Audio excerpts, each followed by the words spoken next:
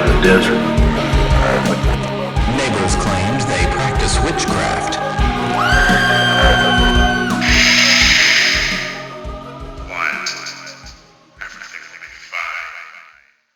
Well, hey, howdy, how the fuck y'all doing? Wow, that's a lot coming out the gate. It's the new intro. Just saying.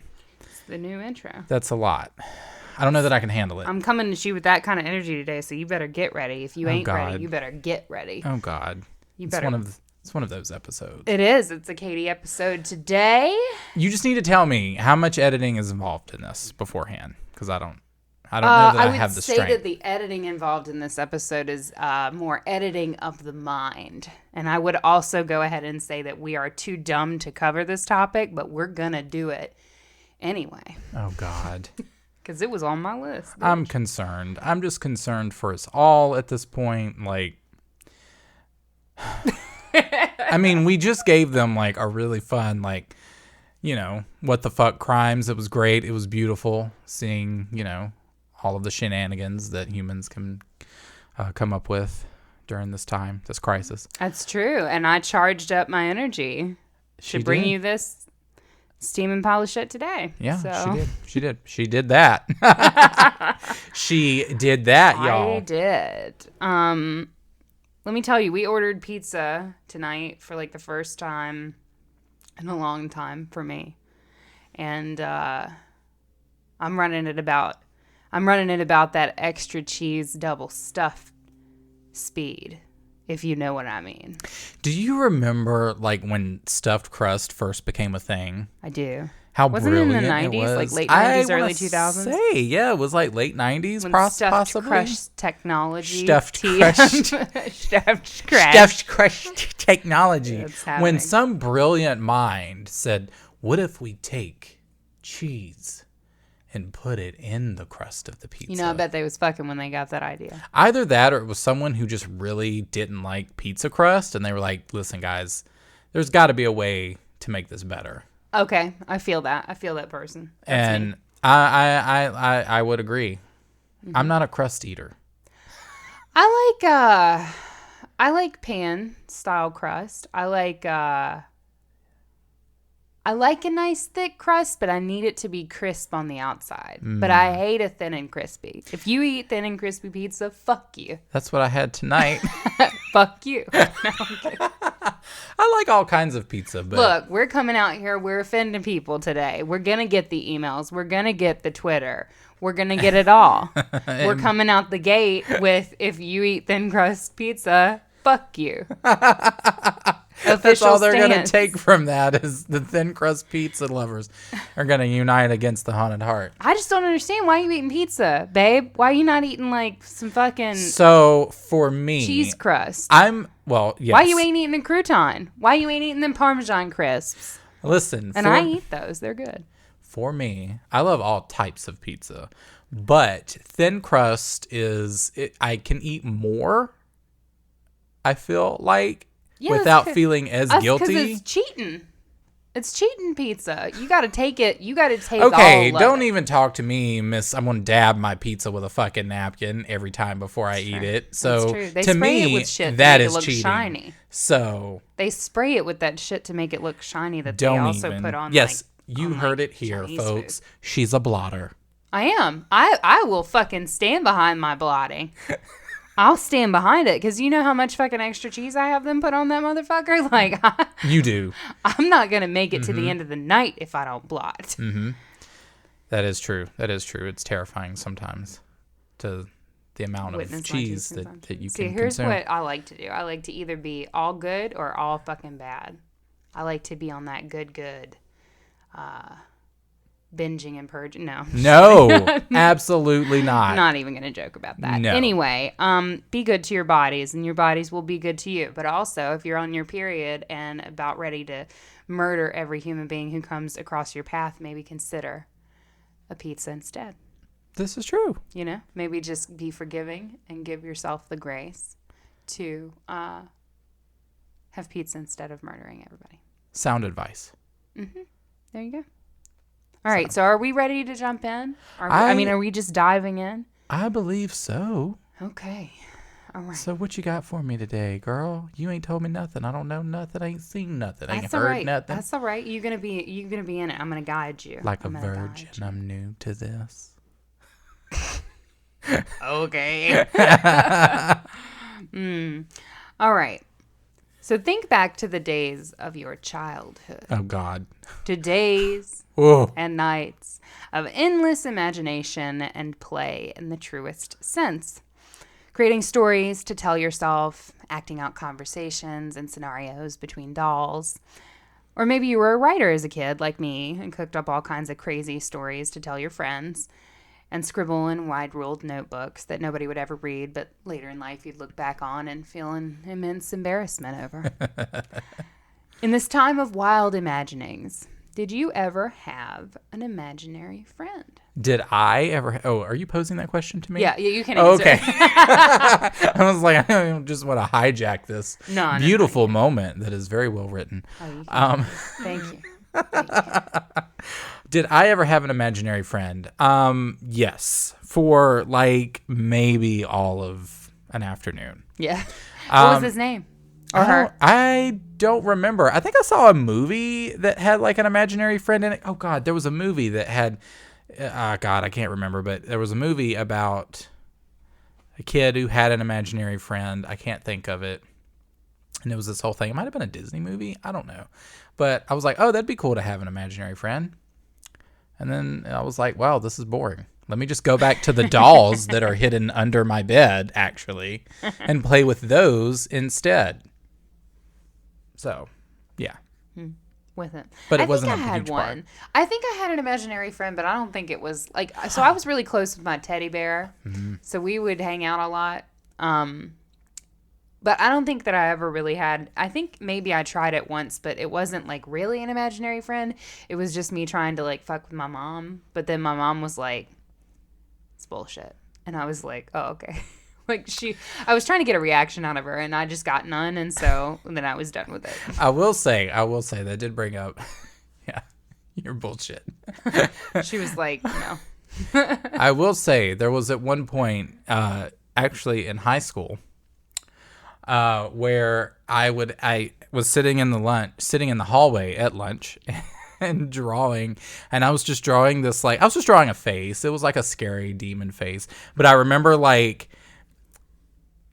faux trying to hide it, but like letting people potentially see it so that they would be like, Oh my god. what is that he's Yeah. drawing? And in my head I was like, this is the demon that follows me. Oh my god. I cannot with you. So fucking lame. I never true. saw you drawing the demon I that know. follows you. That was a You precursor. didn't approach me with that tactic, I don't think. No, I did not. That was a precursor to all the people that pretended to be vampires after Twilight. Yes. You know? A moment of silence for those people. So, the childhood concept of the imaginary friend actually has a lot in common with our topic that we're going to be talking about today. Although, in recent years, you may have learned to refer to your childhood imaginary friend by a different name. Abuse. Specifically. Disassociation. No. A tulpa. A tulpa. A tulpa. Oh, I've heard you mention something about this. This Yes. has literally been on our list since like the beginning of the fucking podcast. It maybe not since that long, but since the early days for sure. Like I've wanted to cover this topic for a long time, but I just hadn't had the mental fortitude and time to do like a deep dive into it. Honestly, she still didn't. It's a lot, but we're gonna try to get into it today. So, the history of tulpas. This kind of sounds like something you would order from the Taco Bell menu. Tulpa definitely Doesn't 100% sounds like something that would be on a menu with an empanada. Hi, welcome to Taco Bell. Can we interest you in our number 9 Tulpa special today? Yes, I'll have one Tulpa with a large Baja Blast. Thank you. I mean, and some Senna honestly, sticks. it sounds delicious. I mean, true. It sounds like I would order it. I would try. But so talking about the history of tulpas, to fully explain the concept of tulpas and how it emerged, we'll have to go back a few thousand years. Shit, that's a lot. Hope you have the time, sis. Let me put my walking shoes on. Hope you got them airline, airline miles, them frequent flyer miles for it. In Tibetan and Indian Buddhist cultures, the sprolpa literally means emanation or manifestation. In this original context, the term referred to the concept of a being or an object that's created through spiritual or mental powers. So if you're familiar with the concept of chaos magic, this is somewhat similar to that. Okay. It's creating tangible objects through just mental and spiritual energy. Ah, okay. So one early Indian Buddhist text mentions the ability to create a mind-made body as one of the fruits of contemplative life. And that was a quote, fruits of contemplative life. Fruits of contemplated life. Commentarial Buddhist texts further state that this mind-made body is how Gautama Buddha is able to travel into heavenly realms using the continuum of the mind stream, and the concept of the mind-made body is also used to explain the multiplication miracle of the Buddha as illustrated in the Divyavadana, in which the Buddha multiplied his nirmita, or his emanated human form, into countless other bodies which filled the sky. It's like this big story that's, it's one of, you know how Christianity has like those stories about how Jesus turned water into wine and things like that. Yes. It's one of Buddhism's big stories is this multiplication miracle where the Buddha showed up in all these different, like, it was kind of like Control C, Control V, but like a lot of times across the sky. Copy and fucking paste everything. Told you we are too dumb to do this, but we're going to do it anyway. This is getting really like high level spirituality here that I'm just not accustomed to. Yeah. We're going very high level. But Don't worry. I'm here. Okay. I'm here with you. I'm guiding you. Okay. I'm going to bring it home. Still concerned. So a Buddha or other realized being is able to project many such nirmitas simultaneously in an infinite variety of forms in different realms simultaneously. So the concept is that if you spend enough time practicing spiritual arts, practicing strengthening your mental fortitude, abstaining from ordering from Pizza Hut, you will gain the ability to take the spiritual and mental energy that you've sort of collected within yourself and kind of grown within yourself, and you can project that energy forward into an emanated form of yourself, such as a nirmita, or like a copy-paste of you, or some other sort of mind-made object that exists in the real world. Mm-hmm. So the Indian Buddhist philosopher Vasubandhu, who lived during the 4th and 5th century, defined nirmita as a psychic power developed through Buddhist discipline, concentrated discipline, and wisdom in his seminal work on Buddhist philosophy, which I cannot pronounce. There was another Buddhist philosopher that defined nirvana as, or a different term, slightly different term. Some of this has been translated from different, well, obviously all of this has been translated from different languages because I'm reading it in English.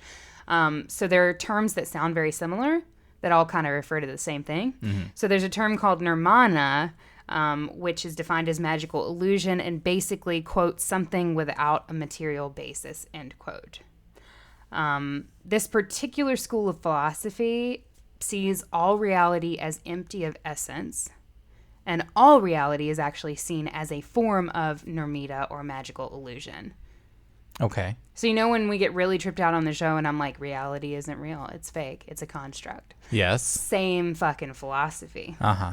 So I'm going to dive into that head first, and I can see no bad repercussions for me in my life from that. Why do you always put me through this? I don't understand. What did I do? Real. Why do you do this to me? Why? What did I do? Why do you put me through this mental, like, why are you trying to break the walls of my mental state? Because it's fun and they like it. Okay. In Tibetan Buddhism, emanation bodies called Nirmanakaya, Sprolsku, and Sprolpa and so on, are connected to the Trikaya, which is the Buddhist doctrine of the three bodies of Buddha. There are usually emanation bodies of celestial beings, though unrealized beings, such as humans, may have their own emanation bodies or maybe even be emanation bodies. So what I want you to get from that is basically like this concept has been around for a really long time. There's deep roots in Buddhist philosophy that if we focus our intention enough and we sort of collect our spiritual and mental energy, we can sort of 3D print Another motherfucker. an object. Yes. Maybe another motherfucker. Only if you're really powerful can you do that. Okay, so this is an object, so it can be anything that you can just produce. Yes. In Buddhist culture. So You can control V. of course, we Westerners had to get our hands on it and adopt it as our own. Okay, yeah. we do. Of course. So As is 20th custom. century Western theosophists, I think it's supposed to be pronounced theosophists. But I'm Theosophists? having theosophists. I don't know. Those people. Yes. Yeah. So a bunch of hippy-dippy 20th century Western folks adapted the Eastern concepts of emanation body and mind-made beings, and also adapted the various Eastern terms, Nirmita, Tulku, Sprolpa, and others, into the concepts of Tulpa and thought form. Now, the term thought form was used as early as 1927 in Evans Wentz' translation of the Tibetan Book of the Dead. John Murden Reynolds, in a note to his English translation of the life story of Garab Dorje, defines a tulpa as, quote, an emanation or a manifestation, end quote. Okay, so the Tibetan Book of the Dead sounds like something I would love to have, like on my coffee table. It's like a great Absolutely. coffee table book to have. What are they? Like a conversation starter, A right? conversation piece. We love it. Yeah. We love to see it. Or it sounds like something we would read on Patreon for like bonus content. Welcome, Patreon supporters. Today Book we're of reading the Dead, Chapter 2.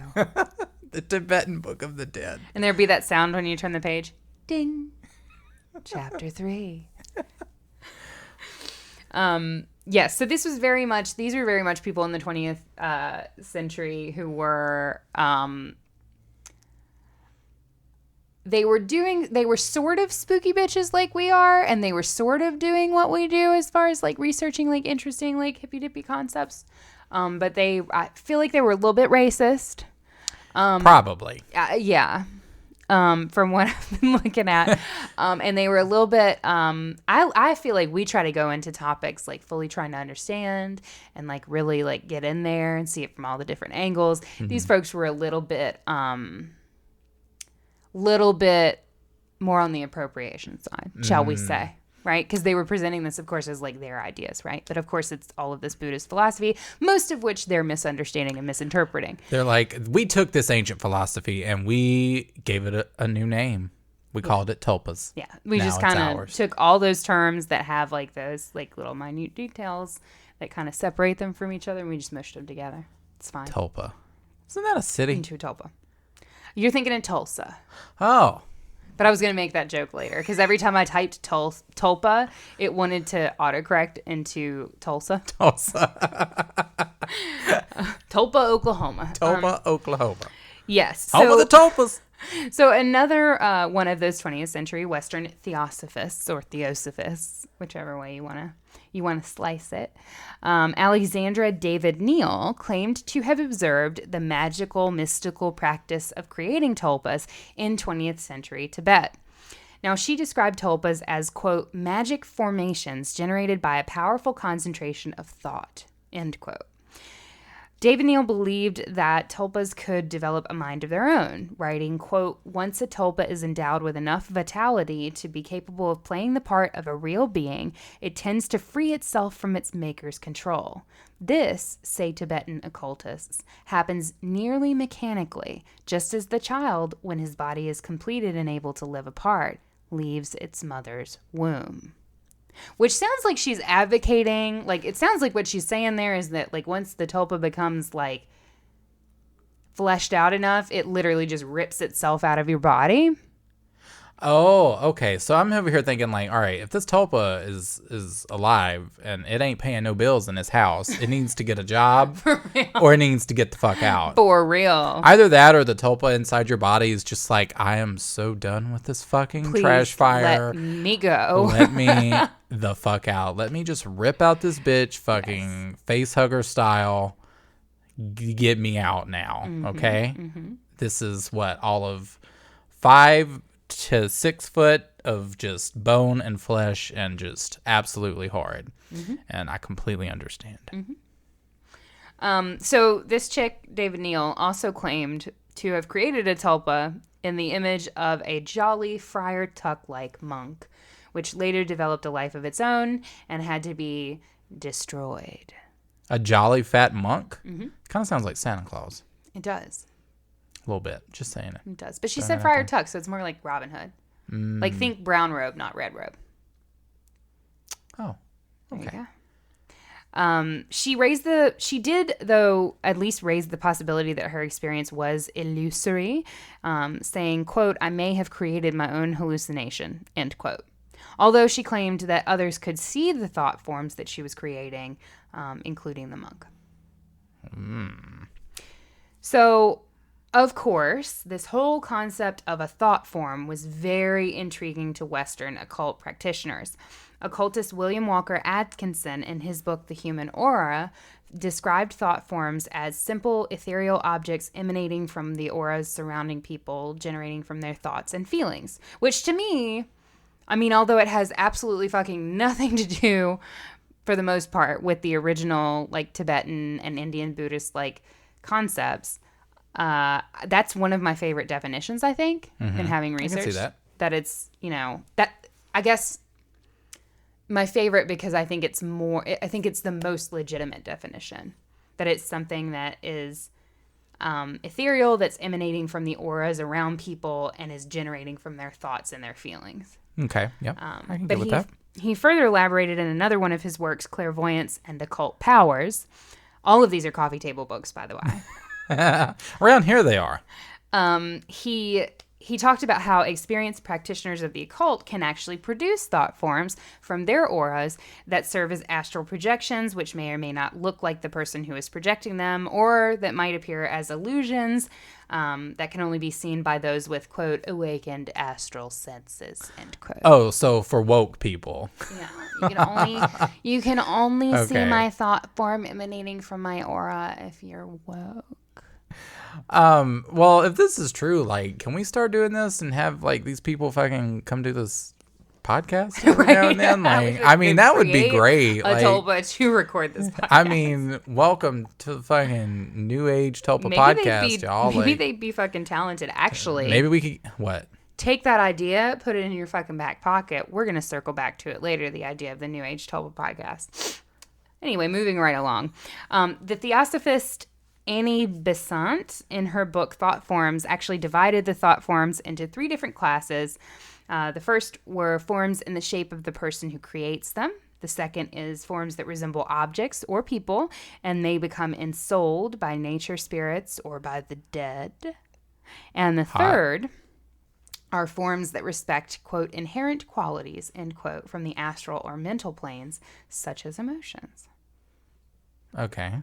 So you have kind of like an astral in the first category is sort of like what we think about with astral projection. So it's just an image of yourself, Control C, Control V. The second is creating objects or people that don't look like you, that troublingly could become, quote, ensouled by the dead.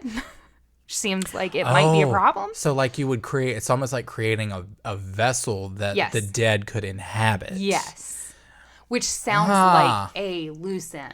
But like it a sounds like great deal for the fucking dead, though. For sure. For fucking sure. Could you imagine just being a dead spirit and it's just like, oh, hey, look at this nice real estate here. Just move in here. Depending on what it is, though. It's nice and roomy. Like, if you're talking about something that, like, a lamp, like a floor lamp, like I probably would. I don't know. Would Maybe it's your dream to always have been a floor lamp. Yeah, you could. Just come on, turn me on all the time. light up people's lives. God, we've been doing this too long. Anyway, that third form is the third form is a little bit harder to conceptualize, but it's just sort of a form that in some way represents the inherent qualities of like an emotion or a feeling or something like that. Something that's a little bit more formless. So like than a person or an object. A color. Yeah. Or like bullshit. Like bullshit. Yeah? I was gonna say like a mist or like a maybe. Sure. Form, a shapeless form of color. Here's the thing about 20th century like occultists. Most of it was a lot of bullshit that they used as an excuse to have a lot of orgies, fuck a lot of hot witchy women. You know what I mean? God like damn that's it. what that was about. And I respect the hustle.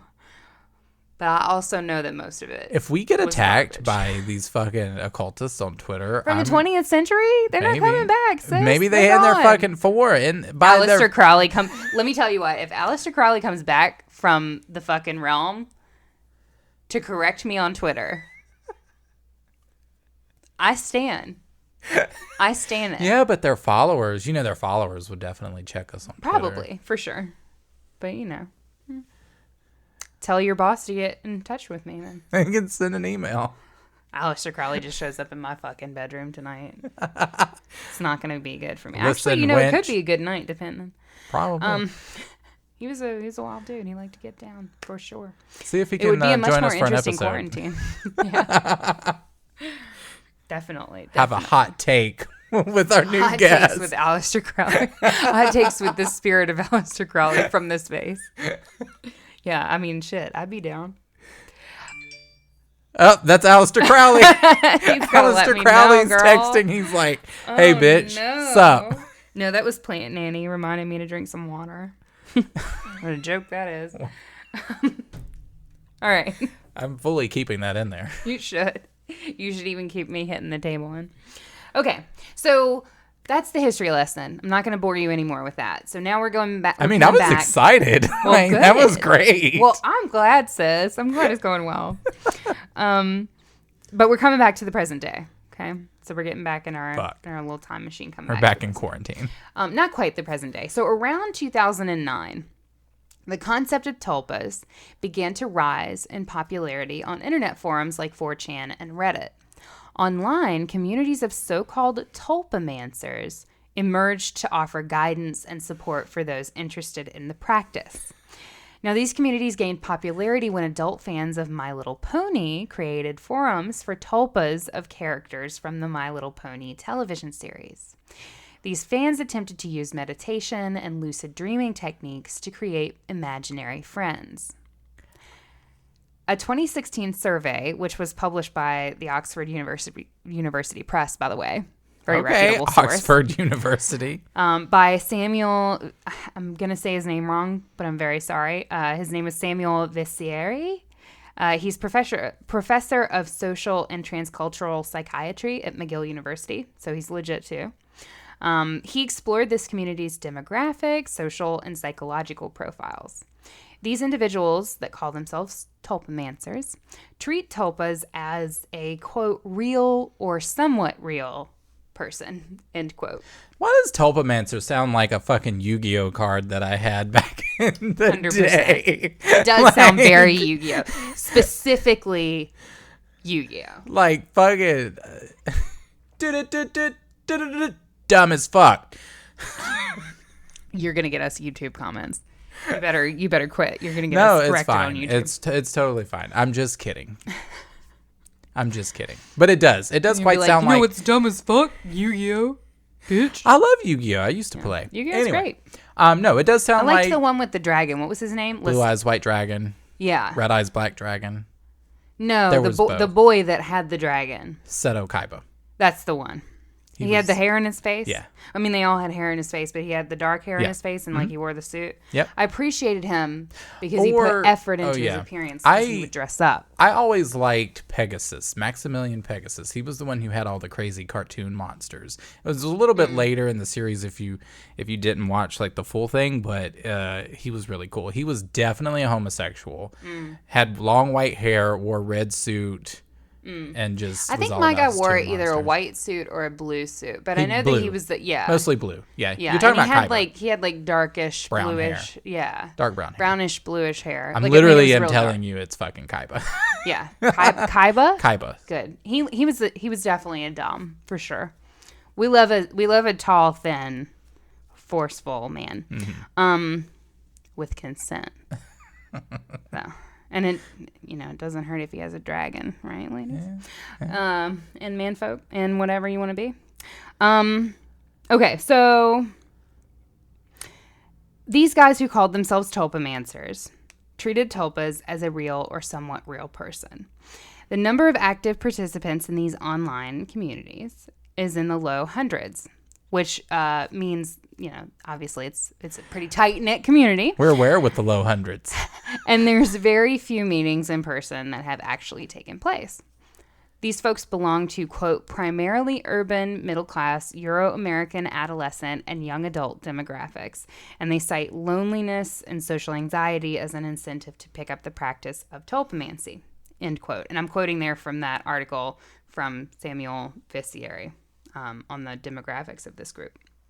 So 93.7% of respondents from this survey expressed that their involvement with the creation of tulpas has, quote, made their condition better, end quote, and led to unusual sensory experiences. Some practitioners have sexual and romantic interactions with their tulpas, though the practice is controversial and trending towards the taboo. One survey found that 8.5% support a metaphysical explanation of tulpas, 76.5% support a neurological or psychological explanation, and 14% cite other explanations. So I thought that was particularly interesting. I know it's like a little like I'm quoting percents at you, so please don't like glaze over. But As she looks at me glazed over. yes, but the reason that I wanted to go over that portion is 76.5%. So over, 3/4 of the people who are practicing tulpamancy actually support a neurological or psychological explanation. So these people are not arguing that this is a form of magic. These people are not arguing that this is a form of spiritualism.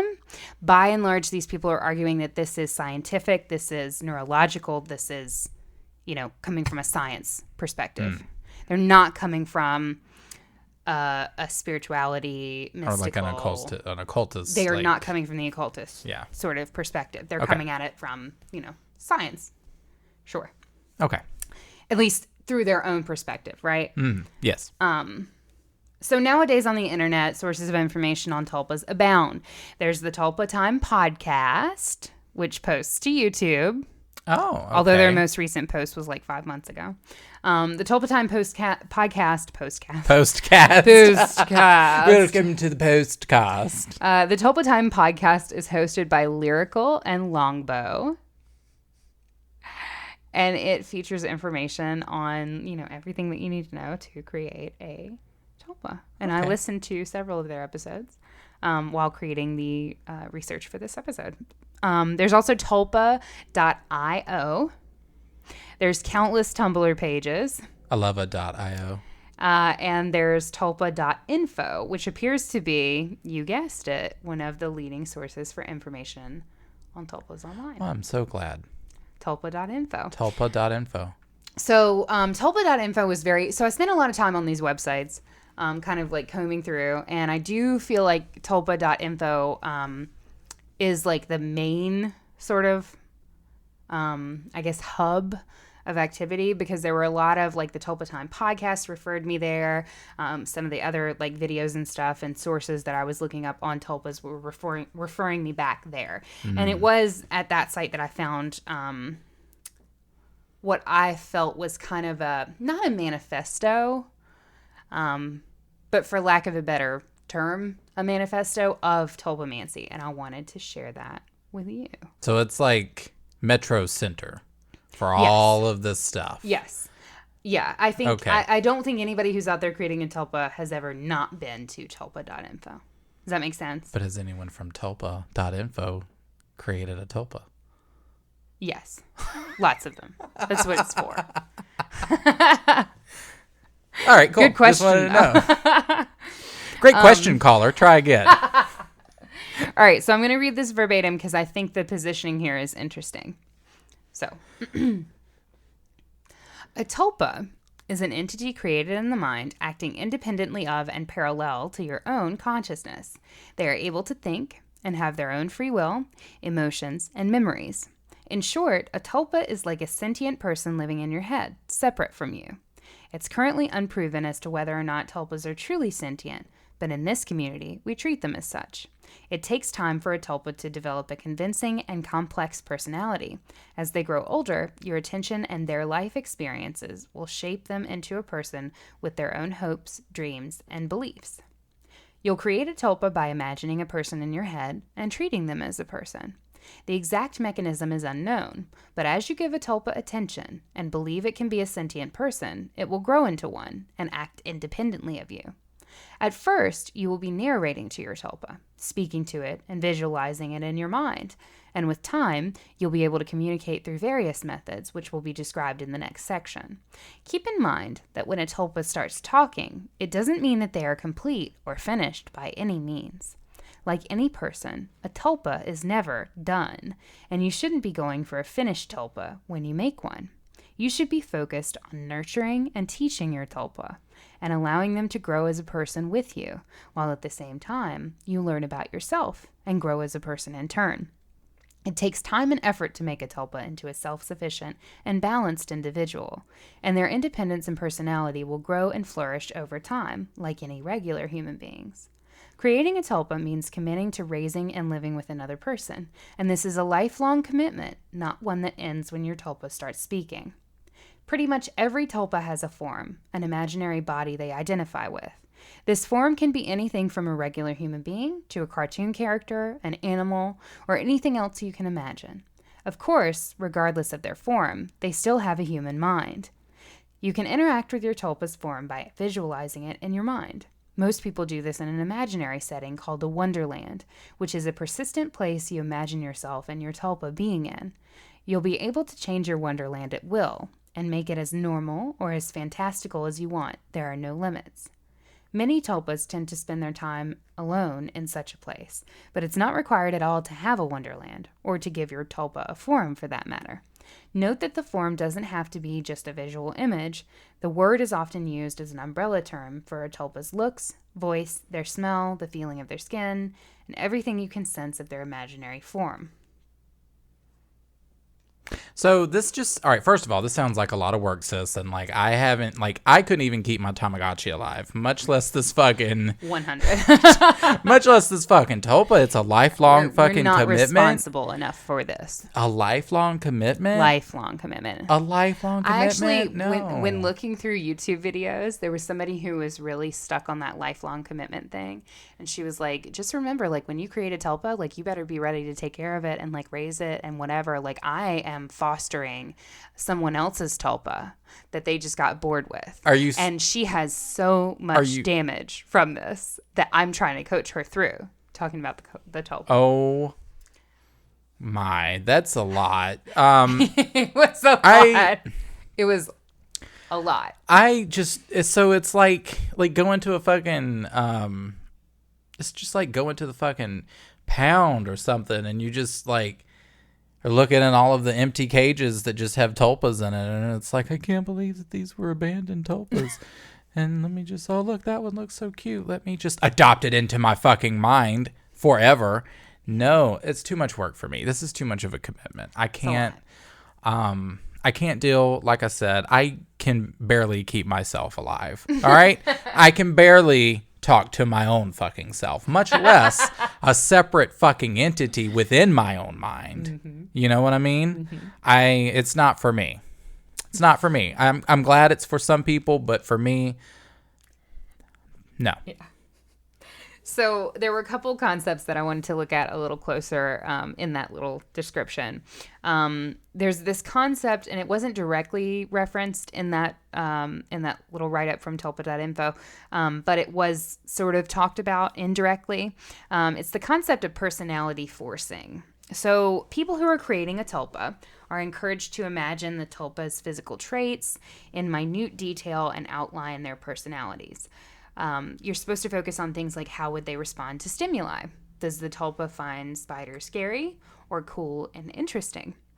To shape the tulpa's personality, tulpamancers recommend spending time every day talking to one's tulpa. And they say that this process of like figuring out like what the personality is like or personality forcing takes, one guy said it could take anywhere from one afternoon to like 2 or 3 weeks of consistent focus. To develop a personality? Yes. To find the personality of the tulpa. To find the personality of Yes. the tulpa. To discover that. Okay. So, there's also the concept of a wonderland. This is a world or a location that's accessible mentally by a system. Now, a system is a host and a tulpa together. That's what they mean by system. It's those two entities can both access this wonderland. And depending on the complexity, it may be considered a paracosm. We're not even going to get into that. Please don't.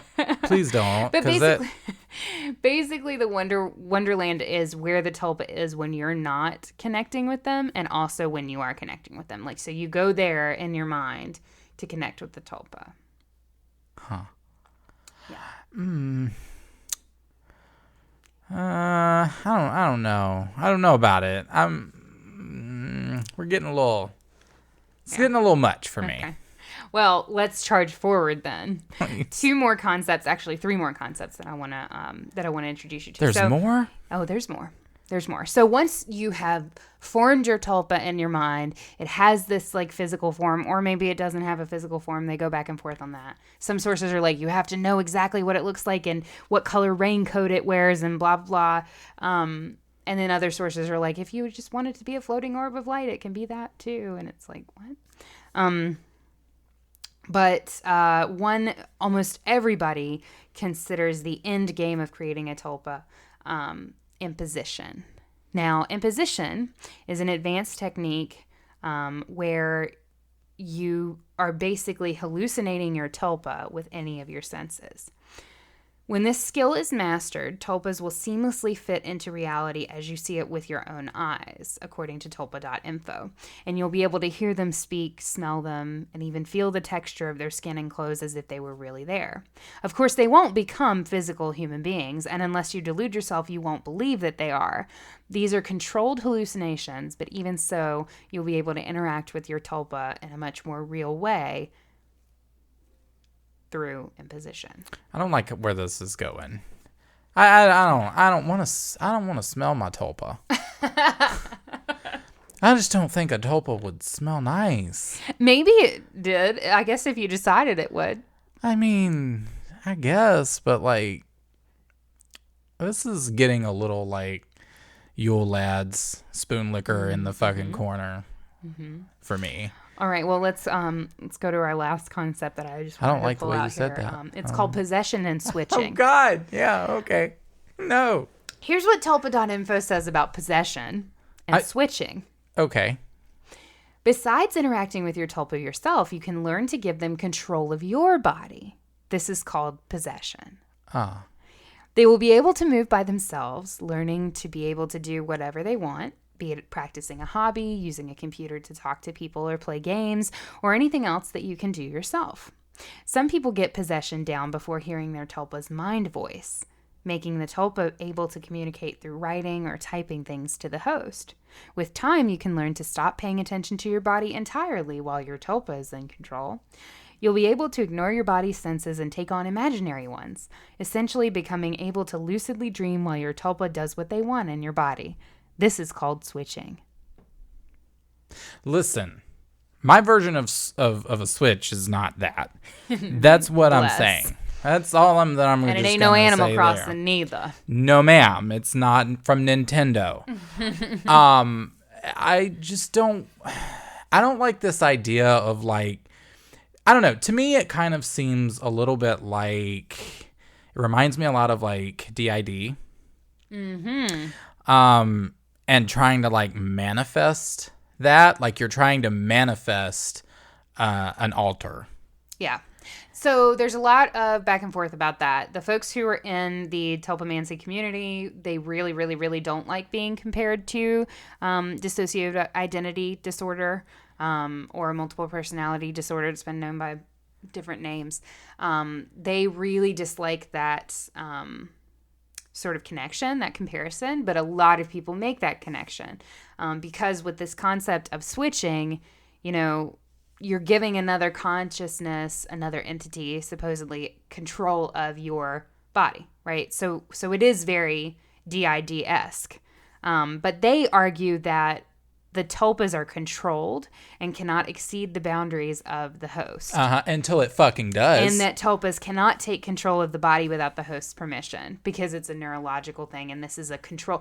They really like this concept of control. Everything is controlled. Like when we were talking about imposition, it's a controlled hallucination and it's a controlled possession and it's controlled switching. But like... Until it's fucking not. Right. Right. And they argue that a tulpa doesn't, there was this one particular video that I watched where this guy was getting into this concept of, because they're also, this community is also talked about in connection with other mental illnesses like schizophrenia, right? When we start talking about things like the tulpa's mind voice, it's not difficult to see how people can take that short walk over to schizophrenia, how people can kind of like jump to, okay, well, this sounds like schizophrenia. Now, I think anybody who, as somebody who kind of talks to myself in my head a lot, like I understand the difference, but I can see why maybe somebody who is struggling with schizophrenia might, through this community, come to characterize that as something else. And maybe that allows them to control it better. Great. Maybe it doesn't, though. Maybe it keeps them away from people who need help. But I will say that, on all the blogs and stuff that I read about tulpamancy, they were very much pro-mental illness care, basically. They were pro-mental health. Like, they were like, okay. Yeah, right, they were like, right, if you're having issues, like, that might be schizophrenia, hun. Like, seek out actual professional help. But I'm not sure. I think their intention is good, but I'm not sure if you're, if you're writing about things like mind voice and you're writing about concepts like imposition and possession and things like that. I think their intent is good in that they want to encourage people to seek out mental health, but I'm not sure that what you're trying to manifest. Do you get what I'm saying? Like, I'm not sure. Well, the thing is that I think if you have someone who is,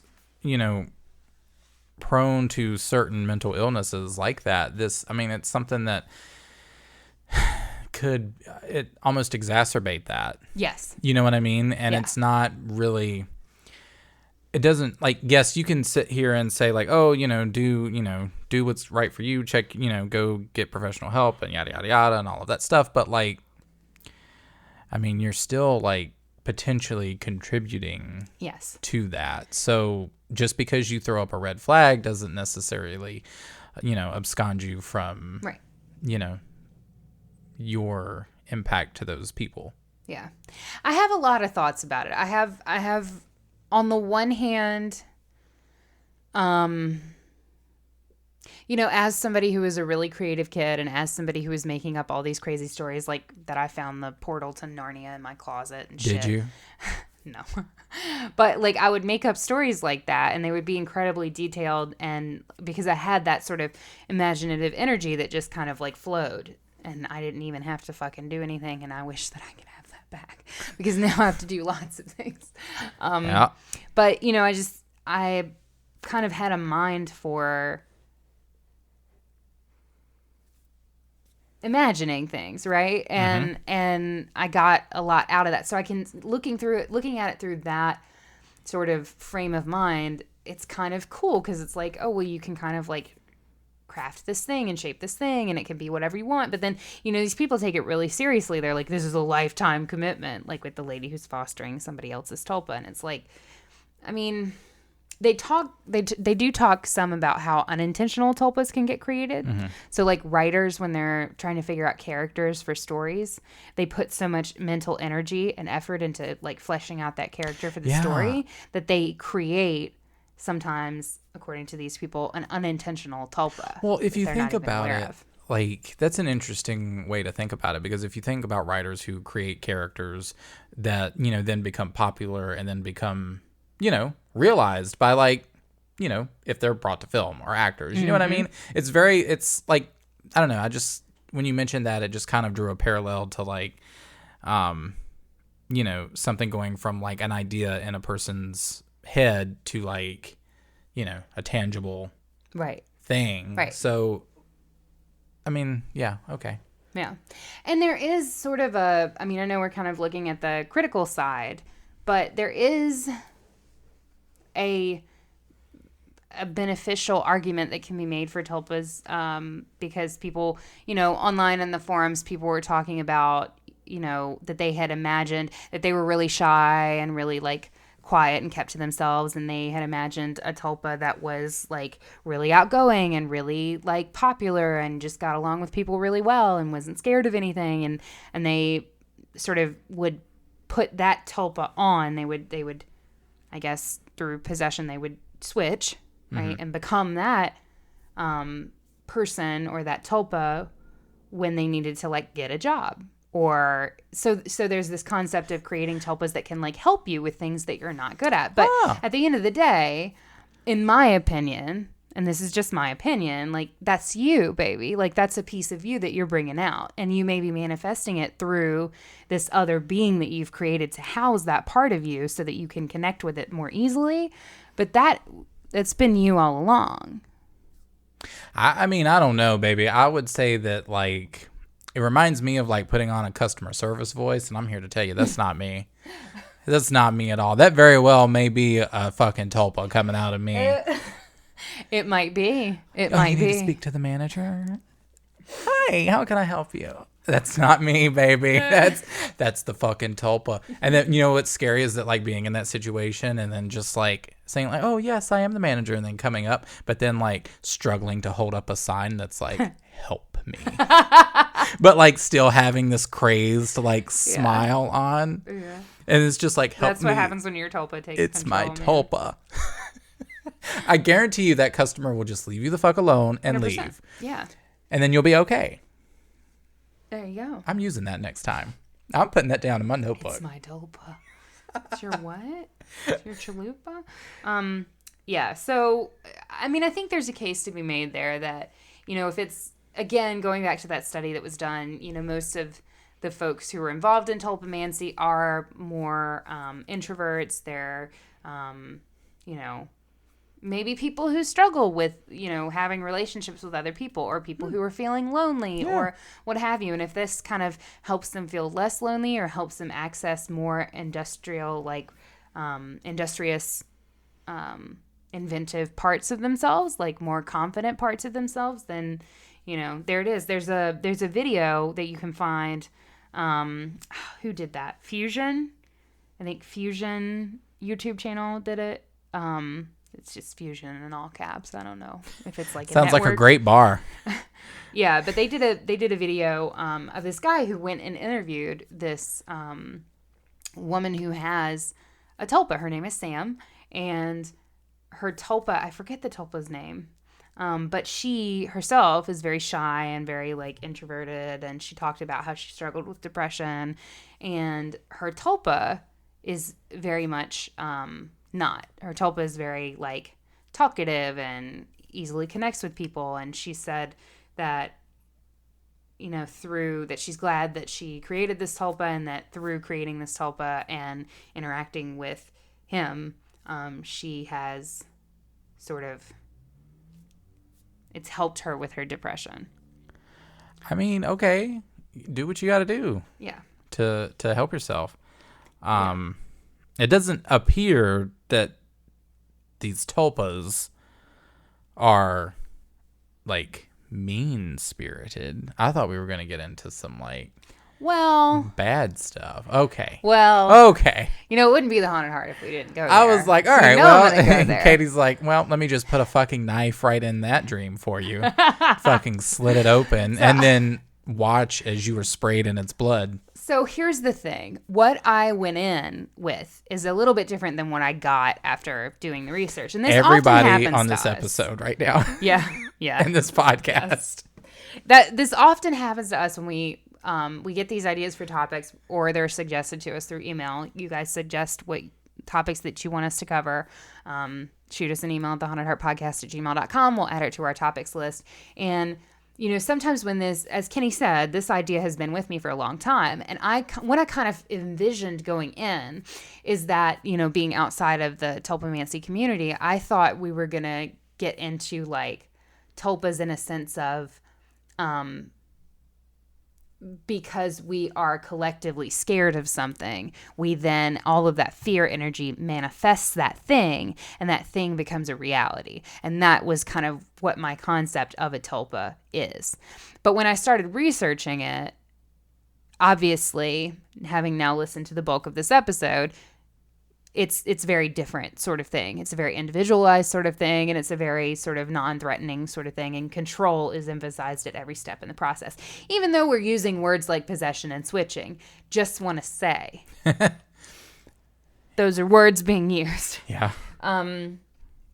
But there is actually a really compelling paper online that I found if you are interested in that kind of, in the horror bend of tulpas.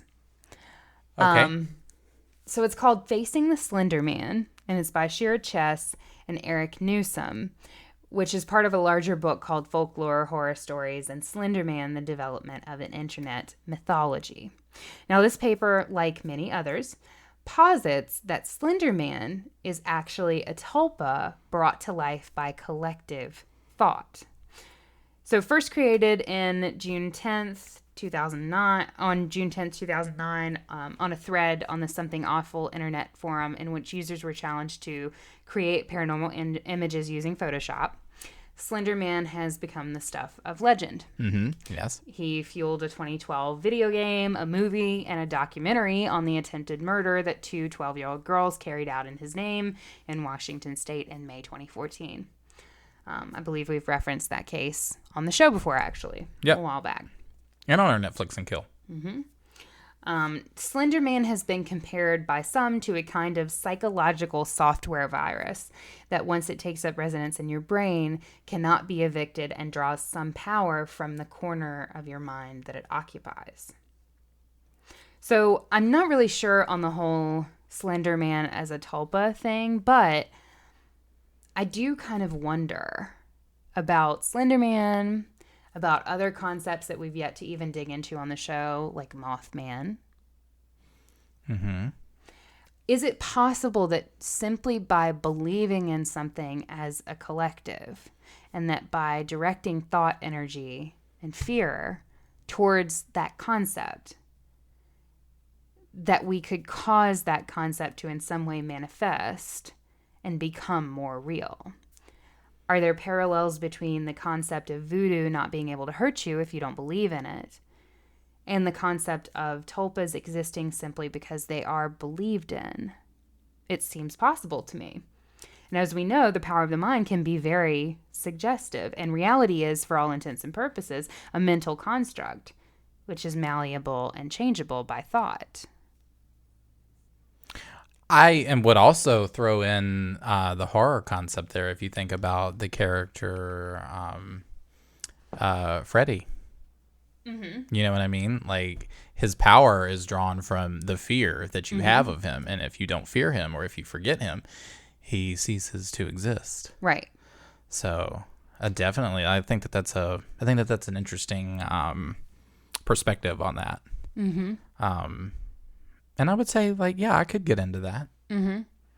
I will say that by and large, the tulpamancy community in general is not very like they're not much into the horror bend of tulpas, probably because they're creating these fucking things, or at least they feel they are. But being outside that community looking in, it does seem very it's sort of an interesting thing to think about as, you know, does Mothman exist because a bunch of people in West Virginia believe that he exists, and that collective energy just sort of collects in one corner of the universe or one quarter of reality, and then sort of begins manifesting over time. Yeah. Has Slender Man become this whole concept because people are focusing thought towards it and fear towards it, and, spending time thinking about it. So there is a section of Tulpamancy. I think it's kind of died out ever since that whole murder thing happened, because that put a big or attempted murder. The victim, thankfully, in the Washington State case survived, but ever since that happened, like the Slender Man sort of X community has kind of chilled out a little bit. They're still around, but there used to be a corner of Tulpamancy that was very much into Slender Man, and it was all about creating these like altars that would like go have. There's a lot of porn on it. I believe we've talked about that too. There's a lot of apparently Slender Man's very well endowed. Lots of Slender Man porn. I've had a couple Slender Men, and they seem to be on par with the fluffy men. So I mean, I think it's just whatever you create in your mind. Honestly. Yeah, while you were talking about this, I kind of thought, like, what if you were my Tulpa? What if? That would certainly make my life a lot easier. I wouldn't have to like work anymore and pay bills. You could just do that for us. I did think about like, what if you were going to create a Tulpa, and maybe this is the beginning of creating a Tulpa to even ask you this question, but if you were going to create a Tulpa, like what would it be? I'm not going to fucking answer that, first of all, because I'm not going there, ma'am. I'm not going there. I'm trying already to like, my mind is already starting to build shit and I'm just like trying to push it out like a fucking intrusive thought. Like, no. No, Kenny, you are not going to drive off the bridge. You're also not about to create this Tulpa in your mind. Little do we know, Kenny creates it in his sleep at night. The next day, he is, what was the word that you used? I guess possessed. Oh, yeah. Or the controlled hallucinations. Yeah. Imposition. Yeah. Yeah. I mean, if it can do work for me, that's fine. Like, if I can just put that controlled imposition on Zoom and then like just like give it the fucking thumbs up while I'm in bed. That's what they say. They say you can just like lucid dream, whatever. You can just check out psychologically, and your Tulpa's going to drive the vehicle for you. The vehicle, of course, being your body. You only have one. Okay. Tulpa better not fuck it up. Tulpa better don't. I don't know. I don't think I would. I don't want to go there. Like my mind keeps trying to go there because I'm thinking about it, and I keep like pushing it back because my shit would be dark. I'm just here to say my shit would be not good. Not of the goodness. It would be bad. They do warn against that. They do say you maybe shouldn't. And I can't help that. So that's why I'm going to try my best to put a mental fucking block on this, just like I did on the fucking spiritual realm when I was fucking little, and I'm just going to block it the fuck out. Go for it. I'm sure mental blocks all the way sure around. I'm gonna INFJ door slam this shit, bitch. Bye. What about you? I don't know. I think it honestly sounds like being a fucking parent, honestly. And I'm just not. I mean, these people talk about like in the comments, because of course YouTube. The comments is where it's at. Comments is where I wouldn't know. True I wouldn't know anything is. about that. But there were people who were talking about, like, they have multiple tulpas, and, like, sometimes the tulpas argue, and, like, sometimes the tulpas get jealous of each other. And I'm just like, I don't have the time. Nah. Your tulpas are your cats. Yes. And that's it. Yeah, I'm just going to stick with the realm of familiars. We're going to stick with that. Uh-huh. And, there we go. But maybe Maybe I'm gonna tell you what. Maybe like Longbow or Lyrical will come from the Tulpa Time podcast. Will come and explain it to us. Their last YouTube video was like 5 months ago. I mean, hey, if they're down, I'm shoot telling us an you. email. That's all I got to say. You should check it out. It's like so they do these videos of like it's this like pretty picture of like a what is it? Like a landscape of like trees or like hills or like a waterfall, and then they talk to you about tulpas for like 30 minutes, and you're just like, okay. So like Bob soothing. Ross, but with tulpas. Bob Ross, but with tulpas. Yes, that's exactly how I would explain it. Yes. But their last video was like 5 months ago, and I was like, man, where'd you guys go? That's what people are gonna say to us soon. Worried about their them. last podcast episode was like 5 months ago. It was on tulpas, and they just disappeared. They just disappeared. Funny, huh? Yeah, and then exactly like 666 days later, they came back, and they had totally different personalities. Oh. It's weird. Yeah. Well, but that was fun. That was a good episode. Yeah, it's interesting. That was an interesting topic. It's interesting. It kind of took a turn because I really wanted to like get into the like super spooky element of it. Like I wanted it to be super creepy. But as I kept researching it, it just kind of like turned into a community of like lonely people who were finding coping mechanisms to handle their environment. Of which our listeners can relate, I'm sure. Yeah. Everybody got coping mechanisms. If you don't, baby, go to a therapist and get you some because you need them. It's a tough life out there. Healthy coping mechanisms. At that. That's just let me just point that out. Yeah, preferably. So. Preferably healthy. All right, girl. Well, if they are lonely, tell them where they can find us. Oh, you're going to put it on me? I am. I just spent like an hour talking, girl. I'm thirsty as hell. That is fine, honey. I'm trying to get me a drink of water. I'm going to tell you what. If you want to reach out to us and tell us about your own tulpa, if you are a tulpa, you can send us an email at thehauntedheartpodcast@gmail.com. You say that, but when a tulpa writes you, you're going to get fucked up. Probably. You can also follow us on Instagram at The Haunted Heart Podcast, on Twitter at The Haunted Heart. We also have a Patreon that you can check out. Just search The Haunted Heart on Patreon. We've got all sorts of fun bonus content there for you. We've got Katie coughing in the mic. We've got... Technically, I was coughing far away from the mic, but you could find it a little faster at patreon.com/thehauntedheart. Yeah, you could find some spooky smut on there, some bonus episodes, all sorts of fun stuff.